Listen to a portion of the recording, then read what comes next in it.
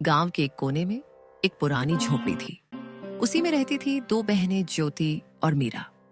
माँ बाप कुछ साल पहले आई महामारी में गुजर गए थे। उनके जाने के बाद दोनों बहनें खुद ही एक दूसरे की सहारा थे। एक दिन अपने ही धुन में झूलती हुई मीरा मंदिर से लौट रही थी। हाथ में पूजा की थाली थी, चेहरे पर वही पुरानी मासूम मुस्कान। अब आई है तू मीरा? सूरज सर पर चढ़ आया और तू फूल चूहिया बनकर घूम रही है मंदिर में। दीदी, मैं जल्दी आने वाली थी लेकिन गौरी काकी की बकरी झाड़ियों में फंस गई थी। निकालने में थोड़ी देर हो गई। तेरा क्या है? तू तो सबकी मदद करती घूमती रहे, चाहे घर में चूल्हा जले या ना जले। दीदी, आप गुस्सा क्यों करती हो? माँ कहती थी जो दूसरों के काम आए वही इंसान कहलाता है।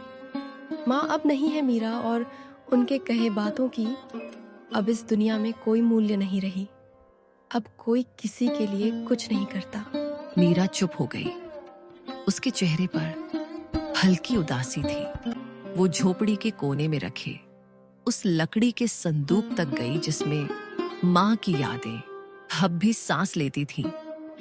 संदूक से निकाला हुआ एक साड़ी मीरा छू के अपनी दीदी से बोली, दीदी, जब यह साड़ी माँ पहनती थी ना, तब हमें देखकर मुस्कुराती थी। कहती थी तुम दोनों एक दूसरे का सहारा बनना। मीरा की बात सुनते ही ज्योति का चेहरा नम हो गया और उसकी आंखें पल भर को भीग गई। लेकिन ज्योति अपनी भावनाओं को छुपाते हुए मीरा से बोली, मैं तुझसे सख्त हूं मीरा, क्योंकि मैं डरती हूं अगर तुझे भी एक दिन कुछ हो गया तो मैं अकेले कैसे जीऊंगी। इस दुनिया ने मुझसे सब छीन लिया है। मैं नहीं चाहती तू भी मेरी तरह कमजोर पड़ जाए, इसलिए तुझे मजबूत बना रही हूं। दीदी, आप कमजोर नहीं हो, आप ही तो मेरी ताकत हो। अगर आप मेरा हाथ थामे रखो तो दुनिया की आंधी भी मुझे हिला नहीं सकती। मीरा की बात सुन के ज्योति के चेहरे पर उसके माता पिता के जाने के बाद पहली बार हल्की सी मुस्कान आई। उसी समय गांव की पगडंडी पर 3 परछाइयां उनकी झोपड़ी की तरफ बढ़ रही थी। धर्मपाल, बिमला और उनका बेटा कमल। वह थे बहनों के सगे चाचा चाची। अरे ज्योति, कैसी है मेरी बच्ची? तू ठीक तो है ना? बहुत मुश्किल से जिंदगी बीता रहे होगे ना भैया भाभी के जाने के बाद। हम ठीक हैं चाचा जी, अब जो है उसी में खुश हैं। खुश झोपड़ी में तुम्हारे हिस्से की जमीन को हमारे नाम कर देती तो हम तुम दोनों को अपने यहाँ रहने देते। तुम दोनों बहुत खुश रहती हमारे साथ। हाँ मां, तुम सही कह रही हो। इनका घर भी पुराना हो चुका है और अब ये जमीन भी यूं ही पड़ी है, बर्बाद हो रही है।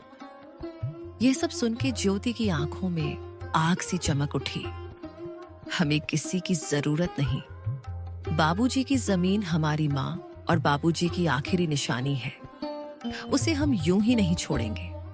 अरे बेटी, तुम्हारी जो खेतों की जमीन है वह भी तो बंजर ही पड़ी हुई है ना। और वैसे भी दुनिया समझदारी से चलती है और औरतें खेत नहीं जोतती।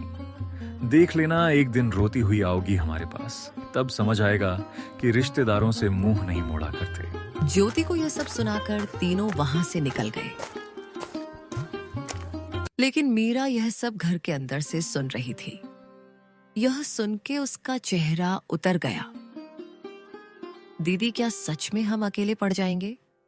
वो लोग हमारी जमीन लेना चाहते हैं ना? हाँ मीरा, पर जब तक मैं जिंदा हूं कोई हमारी जमीन छू भी नहीं सकता। तुझे कुछ नहीं होने दूंगी। रात को चूल्हे के आगे बैठी हुई मीरा अपनी दीदी से बोली, दीदी, माँ की साड़ी मैंने संभाल के फिर से संदूक में रख दी है। और हाँ दीदी, कल भागवत कथा है गांव में, चलोगे ना? मन को थोड़ा शांति मिलेगा सुन के। लोग बातें बनाते हैं मीरा, ताने मारते हैं और सोचते हैं कि हम प्रसाद के लालच में जाते हैं, पर हम तो अच्छे हैं ना।